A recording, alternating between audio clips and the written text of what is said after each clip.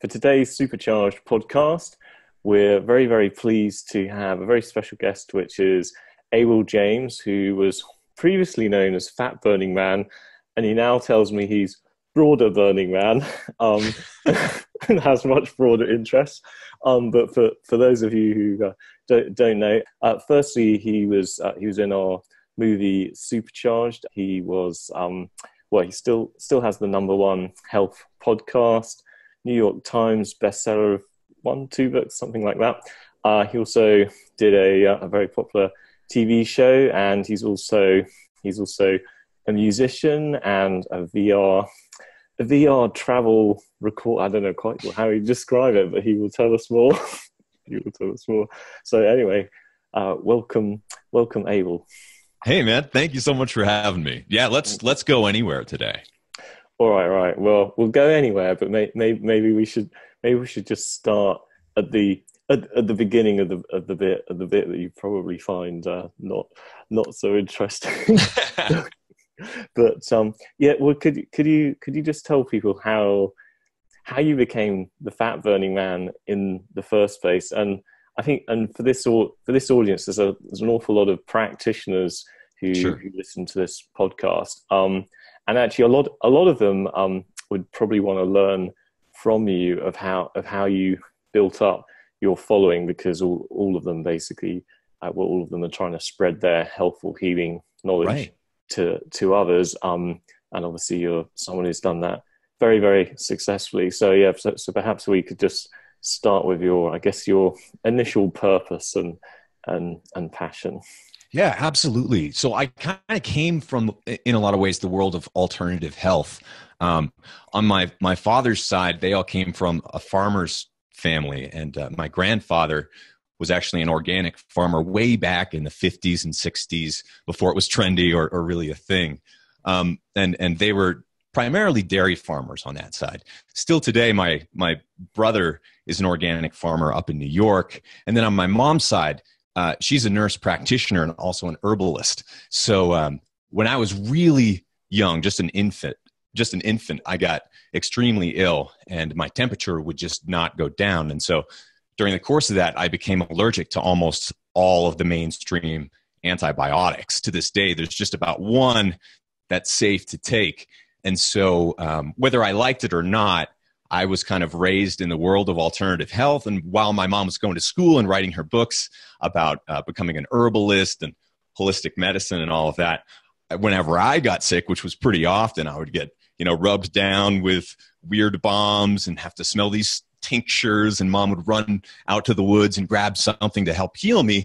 Also was really into therapeutic touch and a lot of stuff that was not in the mainstream. So then when I was a teenager, I naturally wanted to rebel against that, and was very much type A, trying to learn as much as I could, and went to an Ivy League school, got big loans, and then to pay them off, took a job in Washington, D.C., and for the first time in my life had really good health insurance in traditional Western medicine, right?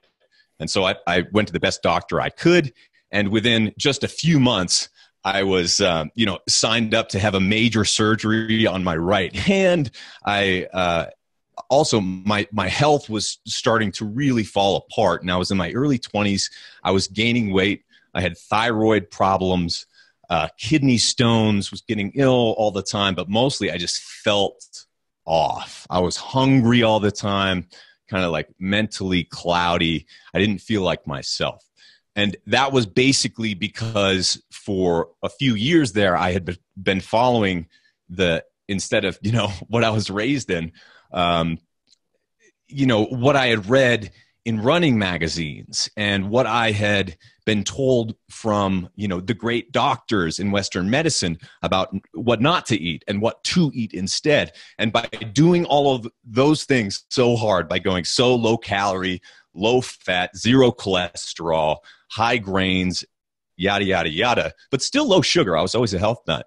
I was the sickest I'd ever been in my life. And so at rock bottom, I kind of decided to do the opposite of that and try some experimental ways of eating that I had learned about. My older brother had experimented in for a while and really got into a whole food kind of plant-based, no manufactured food way of eating. And it's not necessarily keto or paleo or anything like that. This is, years before the internet made those terms household names, But anyway, so there was a lot of confusion back then, not as much saturation of all this information and misinformation that we have now. A lot of confusion now too. Oh, it's crazy now. But in any case, I was able to go from really feeling off and overweight and sick to just a few months later, by changing my diet and not much else, I lost almost all the weight, and I didn't measure it at the time, but it was probably around 10% or maybe even lower body fat.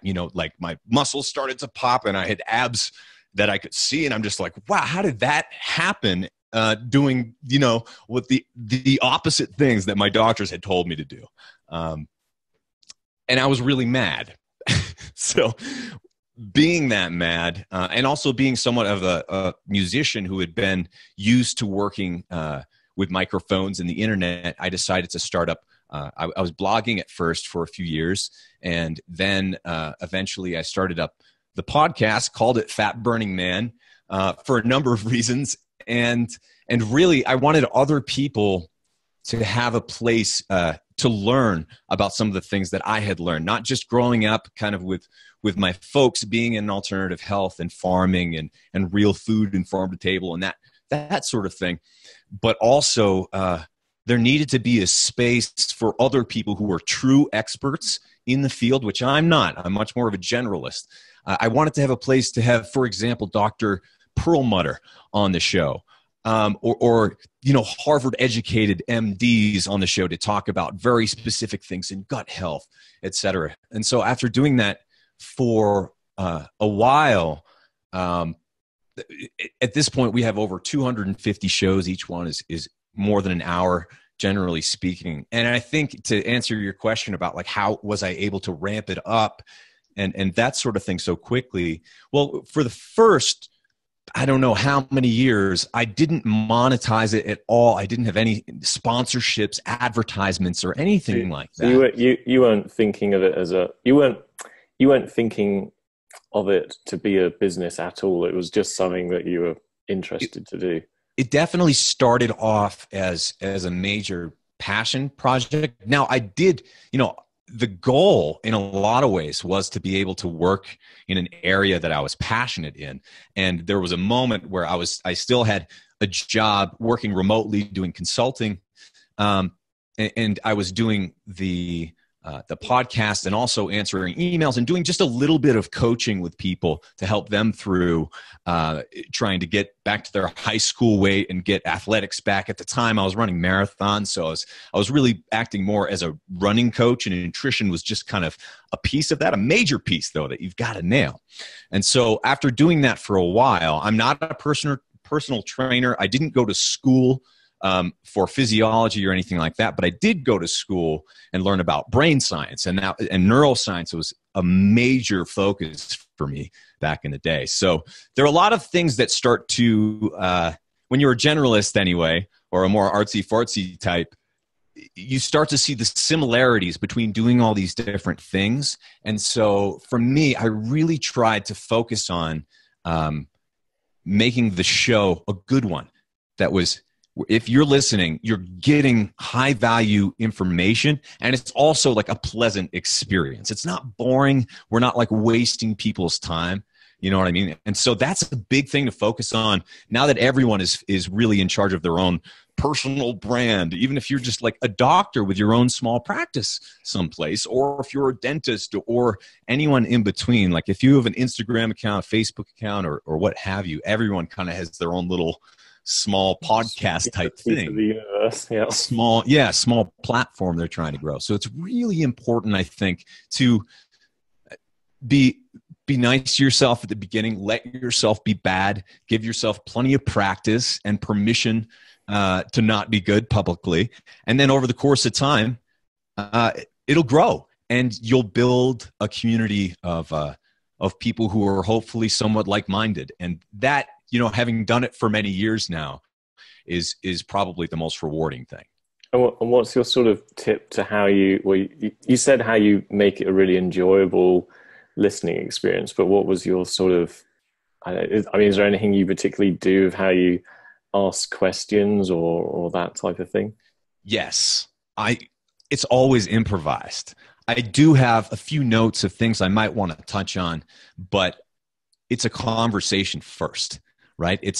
I'm here with you. Even though we're virtual and remote, it's like I have been in so many situations where I'm being interviewed and the person is just, and this is on, like some of the major news outlets too. People are just reading questions, not listening to your answer at all, not kind of going in the direction of what comes up. Because what you really don't want, and what happens all the time on almost every show, especially in the mainstream, is you have all these big time authors come on saying the exact same thing on 50 or 100 or 150 shows, and they just become these talking heads of bullet points. So if there's any hint of that happening, then like try to snap them out of it. I think another big piece that's not right for everyone, but I think has really served our show and hopefully our community is doing your best to make it family friendly.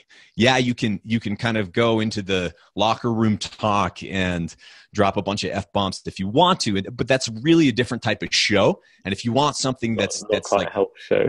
Yeah, it's not as much of a health show. And so I think it's important to honor the the niche that you're in to some degree. It's like, I'm not necessarily a health person. I'm not a health expert. I'm not a guru or anything like that. Health is a big part of what we do, but I think it's important to be holistic with the way you think about all of that too. It's right.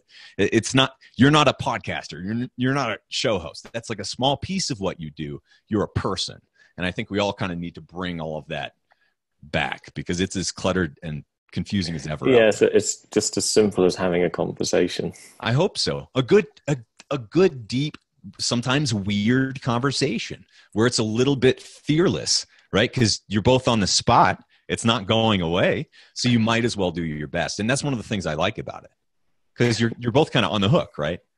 Well, in the spirit of weirdness, is there what's probably the weirdest thing you've done in alternative medicine? Unless you want to tell us the weirdest thing you've ever done, which might have a different how about the weirdest thing I'm doing right now, which also isn't that weird. So Allison, my wife, and I we met in Austin, Texas, and had been living there for almost 10 years on and off. We, about a year ago, moved up to the mountains of Colorado. So we're living at elevation where it's really dry. We're at I think today it's like 10% humidity. So I'm up here in my humidified studio with like all my guitars. So we're getting acclimated to living with less oxygen, which really took some time. And to get to the level of strength training where I was at sea level up here it took many months. I'm there pretty much with the strength stuff, but when it comes to sprinting and running, like you'll literally pass out because there's not enough oxygen. Like I felt that before doing sprints and really testing myself down at sea level, but up here, not just at 8,000, but we go up in the mountains sometimes too, which go up to like 14,000. Man, does that humble you, right? So there's that. And also at the same time, it's starting to get cold here, like winter's starting to kick in. And so pretty much every day, in fact, last night I was standing outside with my wife, Allison, and the sun was going down. It's probably like 30 or 35 degrees or something like that. And I'm just outside in my t-shirt and, regular small kind of running pants, I guess, and no shoes on, like standing in the ice and the snow. And she's like, what is happening right now? Like, what is wrong with you? And just like slowly over the course of time, as the seasons have been changing, I'm letting myself use less clothes outside and just try to become more comfortable as if you just jumped into the ocean or the water and it's too cold at first, but then your body kind of gets used to it. What I realize is it's a bit like that with the air as well. And especially if you start, I like to do Qigong outside, which is kind of like Tai Chi or yoga, like a moving meditation. And that warms me up too, kind of gets the blood flowing. And so I've been surprised with how well my body's adapting to that. you know? Yeah, So those are the two kind of weirder things that I've done. Much weirder things. I'll have to think about that though. The weirdest ever. that's it. Well, I went to Colorado I think it was a couple of years ago, and similar thing. And I just thought, well, I'll go for like a long walk and jog in the snow. Yeah. Um, but I don't know. I think I went half an hour out, and then after when I was half an hour out in I think just my t-shirt and shorts, you know, I started to realize, like, you know, my arms and fingers were just so cold, and then you're like, oh god, maybe this is a bit risky, but then, you know, you get back and you. That's funny. But it's good. Frostbite's a real thing. Yeah. Well, I've had frostbite in my foot before from. I used to do a lot of ice climbing as a Sure. kid. And, Yeah. I was once stuck overnight on a mountain, and I couldn't feel anything for about 4 or 5 months. I mean, I don't know. I think I just got very delicate frostbite where it just numbed the nerves. I mean, I didn't lose any fun. I got it mild like that too a few times when I was a kid. It's not pleasant. It's not fun. So yeah, I think that's one good thing to point out to people who are really into, you know, upgrading and challenging their body and biohacking and that sort of thing is like also practice common sense at the same time. This is like your body is important. It's going to be with you for the rest of your life. And frostbite can do like major damage, and so can other things. So it's important to always like keep your head on straight, even when you're doing ridiculous, weird, and challenging things. And what would you say I don't know if you coach many sick people, but, you know, I know a lot of sick people, especially when I was sick myself. Sure. The thought of overly challenging or overly stressing your body, like with cold or with exercise, is you know, a pretty foreign thought. But but basically to regain your health, there's just this beautiful balance between the stressor and hormetic response and the nurture side of you know, allowing yourself to recover from the stressor to get stronger. So yeah, I don't know if you could talk a bit about that. Absolutely. It's like exercise, but it's exercise for your senses and for your physiology is how I tend to think about it. When I was living, I did not always think this way. I hated the cold when I grew up in New Hampshire, and I did not like the heat when I lived in Austin, Texas. Yet I would challenge myself to go outside in the cold and run in the heat. I remember running. It was over 100 degrees and very humid in Austin. And I think I decided to run in the middle of the day just because I was particularly crazy that day for whatever reason.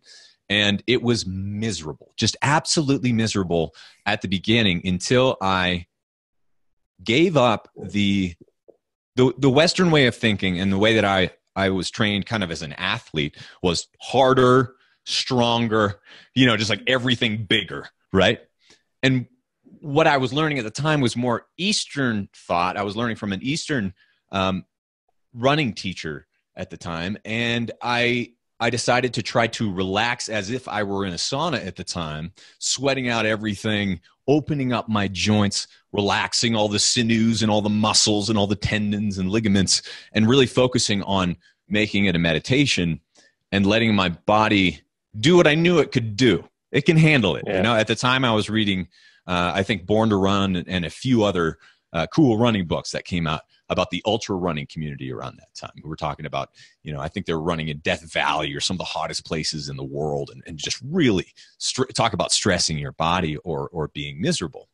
But there's like, there is this weird nirvana that you can find, not by doing that over and over again, but I think by getting there sometimes, finding the crazy edges so that you can once again make your way back to the sweet spot, right? Because you kind of decide to be uncomfortable. Yeah. Well, it's just right? Your focus, really, isn't it? It is. You're either focusing on being miserable from the heat, or as you say, you're focusing on it. Well, actually, it's going to relax. It's going to relax and detox my body, and etc. etc. It could be, yeah, exactly. Like you could be really miserable. I noticed this, and it's still a problem. If I have showered and like dressed that day and I'm like going out in public or whatever, if I'm sweating and all sweaty and like clammy, I just feel disgusting and gross. Yet, if I'm in the exact same place and I'm in like my running gear and I'm out for a hike or whatever, there's just, my hair's all matted. I've got, just sweat coming down my face, dripping off my chin. I don't even care. And so I don't know what the answer is there, but I think perhaps that maybe we should all give ourselves a little bit more permission to act like we're on a hiking trip all the time. Maybe not all the time, but maybe the decorum that we've all decided upon, the good, whatever is defining or restraining our behavior, to feel uncomfortable when the same applies to thing is wrong, I mean, yeah, so I think the same applies to fasting or dehydration or any of these things. And well, that's a good point. Like you asked me about crazy things, and I don't consider it crazy anymore to eat 1 or 1.5 meals a day because I've been doing it for 7 years. 7 or 8 years. I've been doing it almost every day. What does most half people mean? consider that crazy. What's a half meal? Mean? Yeah, I always get that question. You just get a bit hungry. Well. Yeah, it's more about I don't tend to eat solid food or meals until like the mid-afternoon, generally speaking.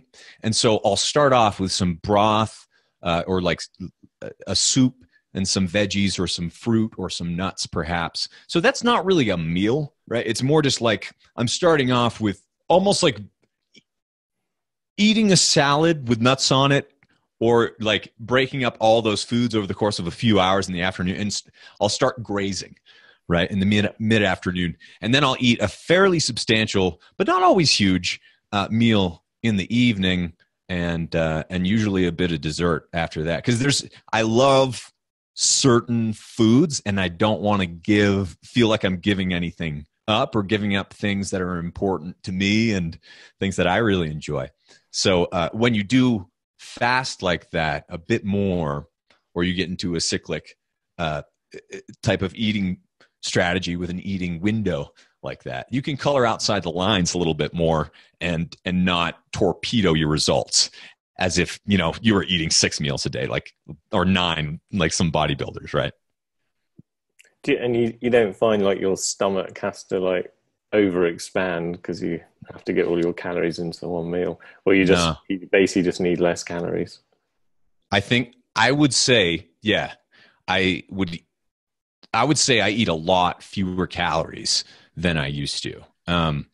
Some people might think that that's a bad thing, eating less food. I love it because I used to eat starting in the morning and ending in the evening and all day long, right? That's expensive. There's a lot of cleaning involved. There's a lot of shopping involved. When you eat 1/1.5, I say 1.5 because there's only one meal that my wife, generally speaking, is doing the cooking. But there's only one real meal that we're cooking, cleaning, and preparing it and shopping for and all of that. And the rest is just kind of grazing or snacking or what have you. So it really tends to simplify a lot of things. But once again, you don't just want to like go running for an hour when it's -40 outside and start there. You don't want to fast for like 7 days right now if you've never done it before. It's important to be nice to yourself and not feel like it's a punishment at the beginning, because it's really not. It opens up more freedom. If you can go a few hours or a few extra hours or even a day without food, then it's something that liberates you. If you don't need 4,000 calories a day anymore, if you need half that, that's a liberating experience. And how do you recommend people get there? They just try a fast for a day and then a week later try 2 days, and you just build it up slowly? Yeah. One of the easiest ways to get started for a lot of people is just, if you're used to eating breakfast at 8 in the morning, then push it to 10. Or if you're used to eating it at 10, then push it to noon. And then eventually you push it all the way to noon, and that's your first meal. And then you only have 2 meals left, right? You have the lunch and then the dinner. And so once you get to the lunch and the dinner type thing, then you're already at the 16-8 essentially eating window, which means that you're going like twice as much day and night not eating, and you only have this bit of time for eating, that's putting your body into digestion mode. And, honestly, one of the things that I've really appreciated since we moved up here to the mountains is we see a ton of wildlife. We had a couple of mule deer bucks come by today. We had a bobcat, a lynx, we had mountain lion tracks. It's just so many animals, so many birds. And you see how naturally they fit into the environment without a single extra thing, without a single bit of clothing, without a single bit of jewelry or wrapped food or manufactured food or what have you. It's like they are, I'm looking at a bunch of squirrels and chipmunks and birds out the window right now, and they are just not overweight. They're not underweight. They look perfectly healthy, energetic. They love the birdseed, but they don't need all this extra stuff. They don't need all these products just to go outside or just to sleep outside or just to live. And I think we can, not that we all need to be naked tree huggers living outside all the time, but I think we need to be able to give ourselves a little bit more permission to be totally cool just the way we are with what we've got. Yeah, absolutely. On that note, I think you were saying to us earlier how you'd spent 7 or 8 months without any internet. But before I ask about that, I was just curious, how did you run your podcast without internet? Or you didn't, or you took a break? That's an excellent question. It's not the first time we've done it. We've gone off grid. I think it's like the third time we've done it for at least 8 months or a year. And so with that many episodes over the course of 7 or so years I've been recording, have over 250 episodes. And so a lot of people have not heard the stuff from way back that might be worth bringing up again. So you researched it. So basically, before we went off grid, we kind of prepared a whole bunch of our past content to just cycle back out and put out on social media and on the websites and on the podcast feed. I didn't post to Instagram though for like a year and a half, and I didn't post to a bunch of other different places too, and I didn't respond to anything, even email, for a really long time. And we literally did not have Ethernet. We did not have Wi-Fi. We had our phones sometimes occasionally. But literally living up here in the mountains, we would only have 1 bar of service. So there wasn't much that we could do. And it was half accident and half on purpose. We've done it before. We always learn something. Every time we feel like we mature so much, we go deeper instead of being scattered more, like traditional media, social media, the internet these days is just so cluttered with gook and junk that you have to sort through. And it's like seeing billboards for bras and burgers and, like bars and all this crap over and over again every day. Except you're not driving down the highway. You're just on your phone. It's coming to you with all this crap and following you around on the internet. So being away from that for a while. Yeah, literally programming you and your psychology. I sort of think it's quite fun. Well, I don't know if it's funny per se, but it's like, I don't know, it's like Silicon Valley with all the coders. It's like we've been coding all the phones and computers, and now it's like, and now it's like the reverse of all the computers and phones are programming us. And it's like, oh. yeah, let's take a step back. It's important to, and it's amazing because people call me crazy and they call me a rebel because I'll go 24 plus hours or sometimes months without social media, without the internet. And that's crazy to people. Like, that sounds extreme now, but it literally did not exist just a few years ago. It's a figment of all of our imaginations. Like you said, it's a little piece of code.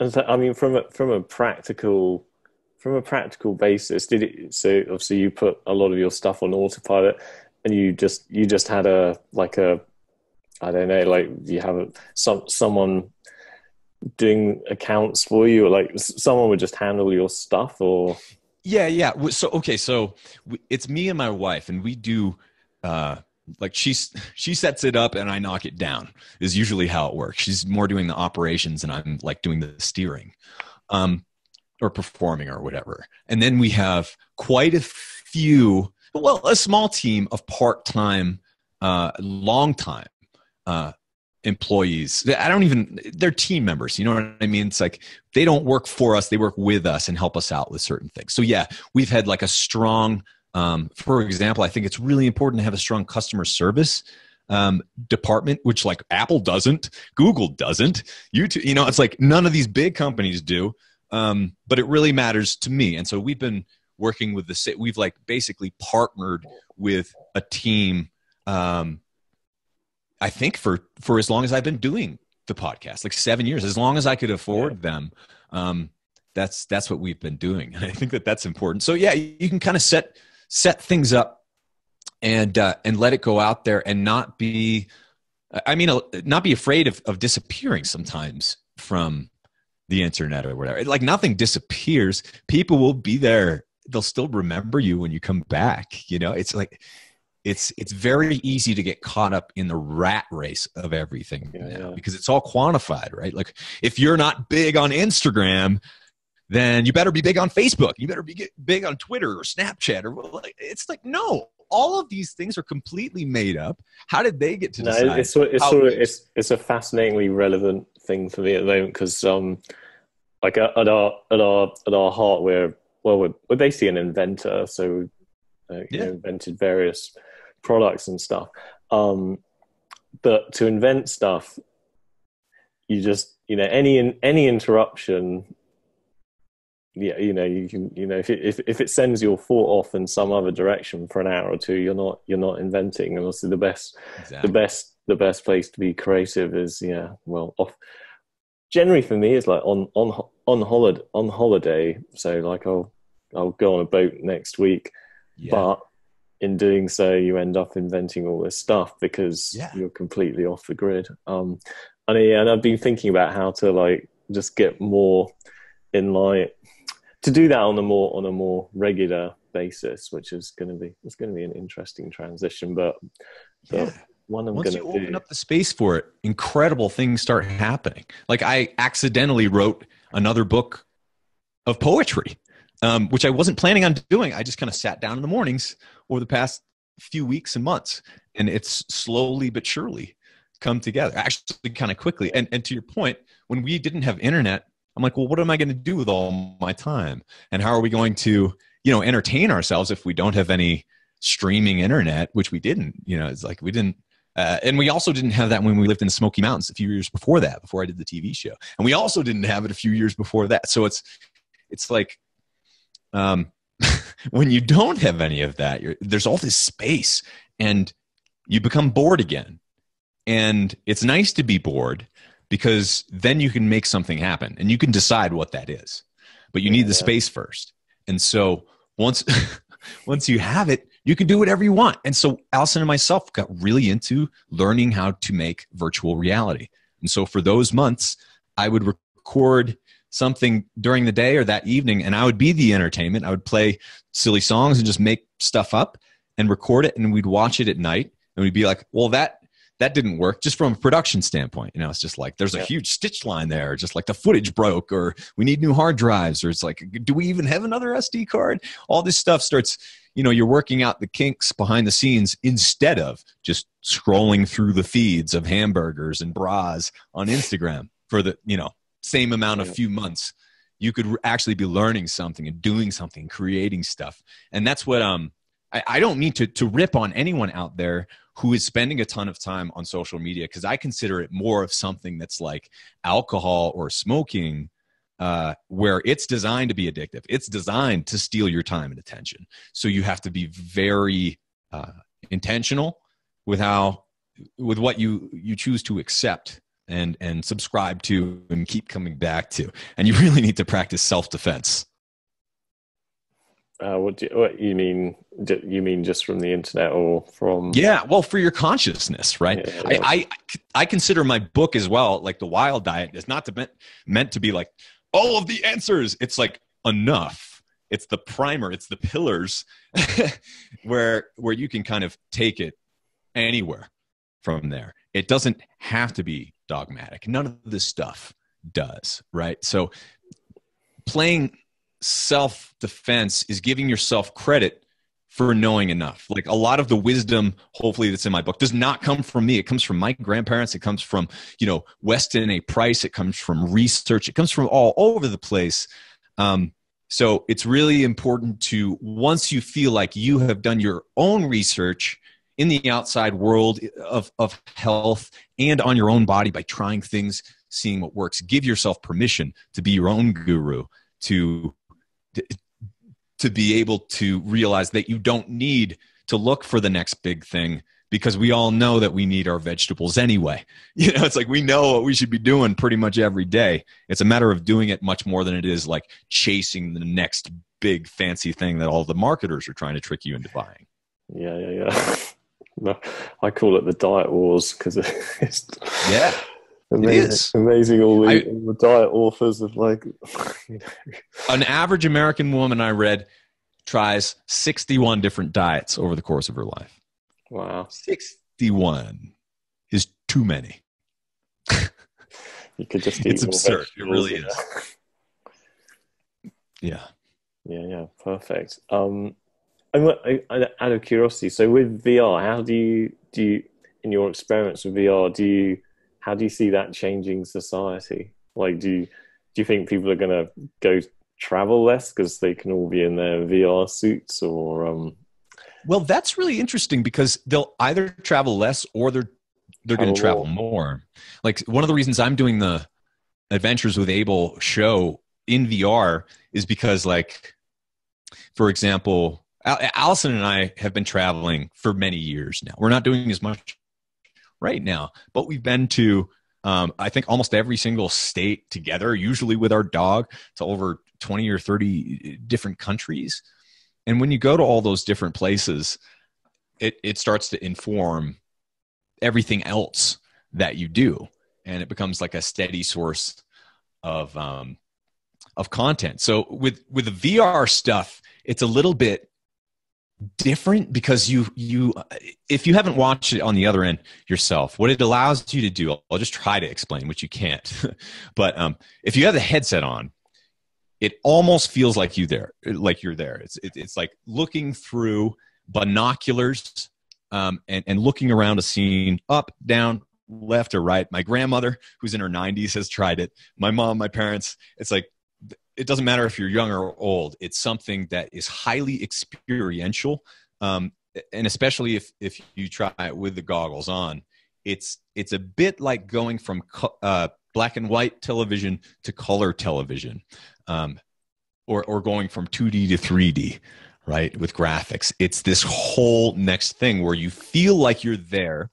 You might even have dreams about it, right? It's like just much more intense. So, for example, you asked, what do you do with it? How's it going to change? I see, and it's not all going to be good, but I'm hopefully trying to do a little good there before everyone, thinks that this new technology is all bad. Because what it allows you to do is, with a relatively small camera, it records in 360. It records the whole way around the scene. It's not just a little box. It's recording absolutely everything that you would see if you could look in every direction at the same time when you were there. And so I took it to my brother's organic farm up in upstate New York and had him kind of just go through the different plants that he was growing there and go up close to the beehives. And so he talked about the bees as bees are literally like landing on your head is what it would look like. So it doesn't matter if you have the goggles or not. You can view it on a phone. You can view it like regular footage if you want to.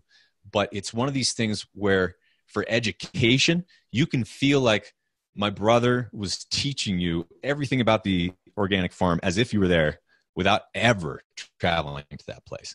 But, in the videos of Yellowstone that I've put out, you can see a lot of wildlife up close, wildlife that you probably haven't ever seen before. A lot of like prairie dogs at Badlands, gigantic buffalo, mountain goats, bobcat, just like all of these different things might hopefully if someone is able to like look at that, see that that's at Yellowstone or the Badlands, or there's weird kind of ancient alien stuff in Ohio called the Serpent Mound, and there's weird stuff in Salem, New Hampshire called America's Stonehenge. It might, like, if you're in those areas, you might want to check it out yourself.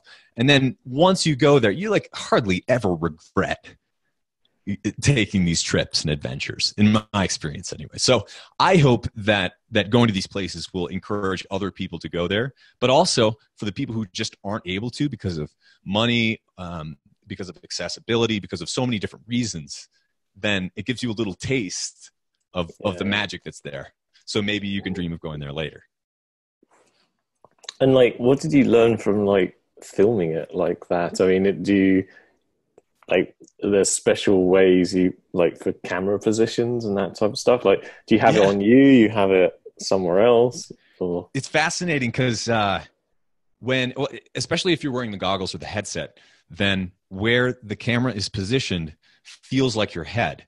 So at first that doesn't seem like a big deal, but right, if you put it at 5 or 6 feet, it's not, because that's a normal perspective. But if you put it a foot from the ground, then you feel like you're a foot tall when you're watching the footage. If you put it at 3 feet, you feel like you're 3 feet tall. You feel like an infant looking up at people. So it's very Alice in Wonderlandy. It becomes very surreal very quickly, which can be used as an effect, but is really tricky to try to get used to. And it's also one of those things where you don't want, like when we were filming that TV show I was on ABC TV, there were literally 100 people there when you add up the crew. 100 people to film a TV show, right? And with VR, with 360 video, you don't want anyone there because they're going to ruin the whole scene. They're going to be in it. They better be hiding, and they better not be there.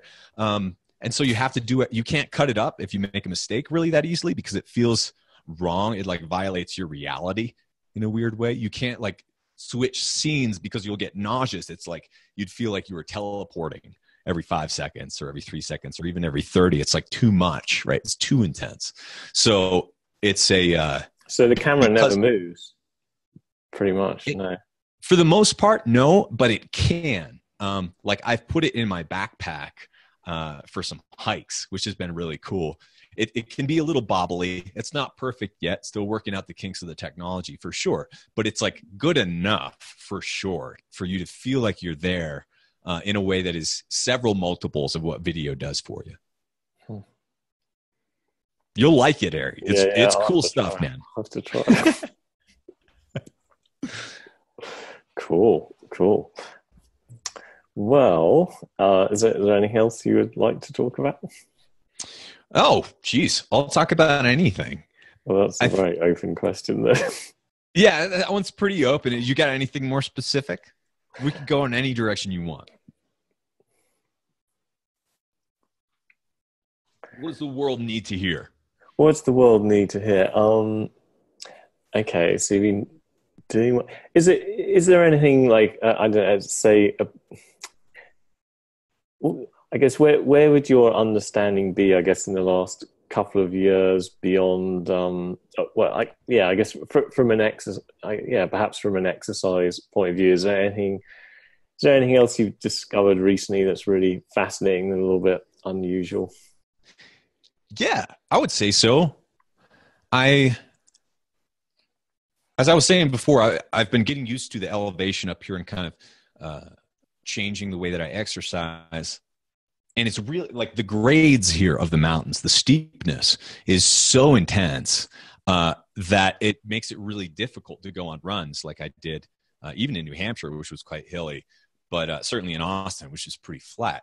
It's a whole different thing. And sometimes it's so steep that you need to use all 4 limbs to get up. And so like I've been getting more into recreational, just in the backyard. Literally, we have a few acres back here, and so I'll just go and climb. With nothing crazy, nothing that needs equipment. You need to be like pretty sure-footed and not mess up or whatever. But doing a bit of that, much more recreationally, not running any miles, and I'm not doing. For a while there, I was doing like Tabata style workouts where I would do 20 seconds of just all out intensity, usually burpees, and then 10 seconds off, repeated 10 or 11 times, or it might be sprints. And so I'm not doing that as much as I was for a few different reasons. But what I'm doing is almost every day with my dog, whether it's in the morning or in the afternoon, I'll just do one sprint up the hill to get my blood flowing. Usually when I need to take my dog out to go to the bathroom, I'll just like run up the hill and until I'm out of breath, and that's it. And what I noticed is that even though I'm doing much less exercise, technically, certainly a lot less intentional exercise, my body composition has about stayed the same. If anything, I may have gained a bit of muscle, but that's because of diet. It's like, if I've learned anything, it's that being active is very useful. Being strong is very important, I think, to your overall health and longevity and vitality and confidence. Not outrageous strength, but, you know, enough strength for you and what you do. Keeping that a priority is really important. But once you kind of get in the habit of maintaining your strength in one way or another, maintaining your recreational physical activity outside, and doing some things that challenge your body, but not necessarily being, you know, super disciplined about it or super intense about it.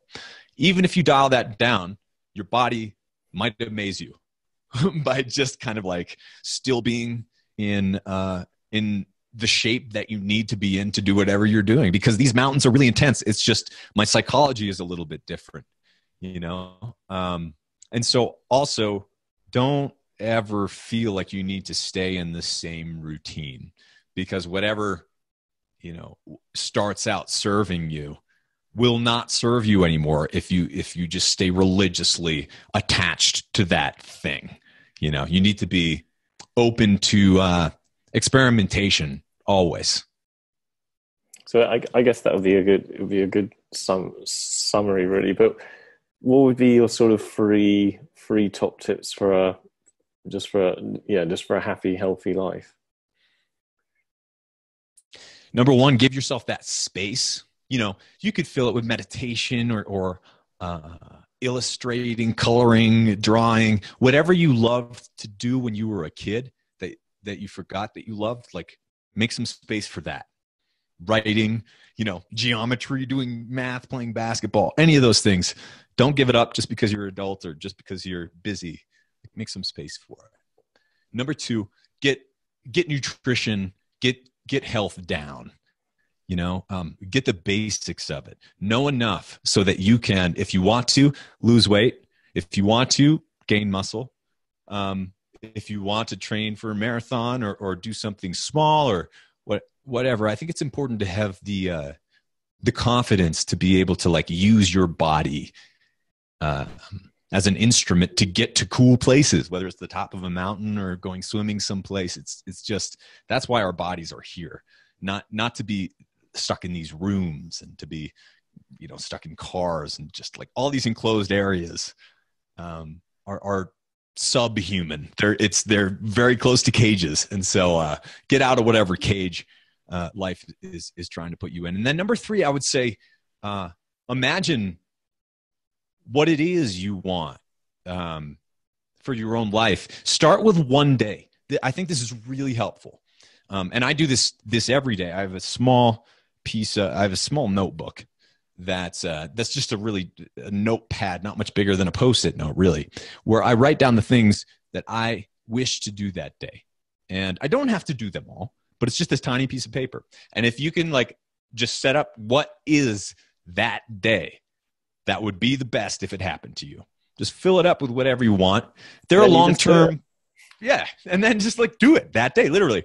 But you have to make the space first, right? Like a lot of people say, I don't have the time. Okay. But if you have the time for Instagram or Facebook or Twitter or anything on your phone, you got at least an hour or two a day. Well, yeah, shut your phone off for one day. And then you have hours. You have hours to do whatever you want. And it's really uncomfortable at first. You may have to deal with some demons at first that pop up. Yeah, it's quite interesting because I leave my phone pretty much all the time on standby until I want to call someone, and then I take it off.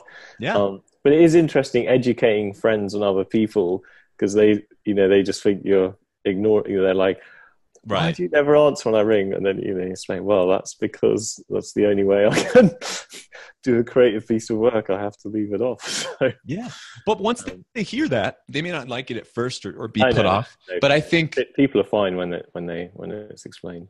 they understand, and then oftentimes they'll come over and try it out themselves. And I think if we're all okay doing that, then we'd all be a lot better off. Yeah, yeah. We don't need to guilt each other into being on Facebook all the time. That's really horrible for humanity. I know we need whatever the word is, like a Facebook mimic. We do. I know that someone will come and eat their lunch eventually, because like creators and the people who are on the other end listening and watching and what have you, I think there is enough frustration with Facebook, YouTube. We're censored on the major platforms, and I don't like that. I think it's a big problem, especially when you look at a lot of the things that are pushed out big time, they get tons of views and what have you, and all the paying for followers and paying for views, and people just don't realize. There's something I heard the other day, which was it's pretty bad. So Josh Axe. Yeah. Yes, I think he had. If I got this right, I think he was getting about 13 million visitors a month to his website, and about four months ago it was knocked down to 1 million or 1.3 million from Google's new algorithm that. But anyway, for whatever, but anyway, it was some medical update to the algorithm, which basically just pushed down all the alternative. Well, I guess all the holistic, integrated alternative sites to keep up the pharma crap. Yeah, exactly. And that's just a tweak in code. It's not from what people are wanting or from SEO. It's just a tweak in an algorithm. Exactly. And so that's a really interesting point, because my videos have been taken down for no reason. Some have been taken down because they're my own songs. And like YouTube won't let me play my own. It's really, really insane. And so, yeah. Well, what's their answer of taking down your own songs? Or they don't give you one? They don't give you one, and they don't have a customer service department, right? Yeah. And this is like, we have millions of views on like, or listens on almost all these platforms, and we don't have a single person we can talk to when there's an issue that comes up, when we're censored unfairly, or when none of our videos have views for like no apparent reason, or when they put advertising for all these scammers on our videos. Yeah. They don't even tell us. They certainly don't pay us. I don't allow monetization on any of the videos, and if they're on, it's because like Google is pulling some crap, and so it's it can be frustrating for sure. I'm not sure how many people are aware of that, because it looks from the outside in like the internet and social media is working just fine, right? It looks like everything that's there is supposed to be there, because what's at the top is the most important. No, what's at the top is the most manipulated and paid for at this point. It used to be a bit different in a lot of cases, but it's so over the top now that it's a bit tough to know how to navigate. So I think for anyone who's feeling overwhelmed by all this, there's no shame or harm, and you shouldn't feel any guilt in just dropping out. Just turn it off for a little bit. Read a book, listen to your favorite music. Oh, like you well, pick out what's bookstores are great, because you can wander around the shelves, and then you're really getting, then you can just explore these different options. Whereas, you don't get that on Amazon, because it's always recommends. Yeah. And you'll find literally like probably 5 fake Abel James or Adel James or Adel Jones or Abel with like pictures that look almost like me. You'll find them before you even find me on most of these platforms. And that's how absurd it is now. Like, we need some accountability, especially if we're all going to be assuming that this is our brain that has all the knowledge in the world that we're carrying around with us all the time, which is it's just not a fair assumption to make. I can see why people would say that, but it's just a BS device now, and it's important to not take everything so seriously on it anymore. Turn it off. Yeah, turn it off. It doesn't. It's pretty funny, Allison. She's just like, wait a second. So you like go on all these shows on the internet and on social media, and you tell people to get off the internet. I know. I see. That should be a beautiful ending for the podcast. Now, once you've listened to this, log out and never listen to another one. And by the way, you can check out all my websites. Yeah, it's funny how it all works, but I think it's important to get that message out there. It really is. Perfect, you don't have to be a zealot about it. I mean, like I'm still on these platforms, but we don't need any of them. Got you. Do you want to give out your websites on that little reminder? So if you do want to find me on social media, it's under Abel Jones. No, it's Abel James, ABEL James. So you can go to abeljames.com, and we post all of our videos and VR for free there at abeljames.com. Except for the health podcast, which is at fatburningman.com. So if you're into the nutrition and health stuff, definitely go to fatburningman.com. Check that out. And if you want to see some of the music, some of the virtual adventures and poetry and other things like that, go to abeljames.com. Perfect. Well, thank you very much. And yeah, that was great. Right on. Thanks so much for having me, and thanks for listening.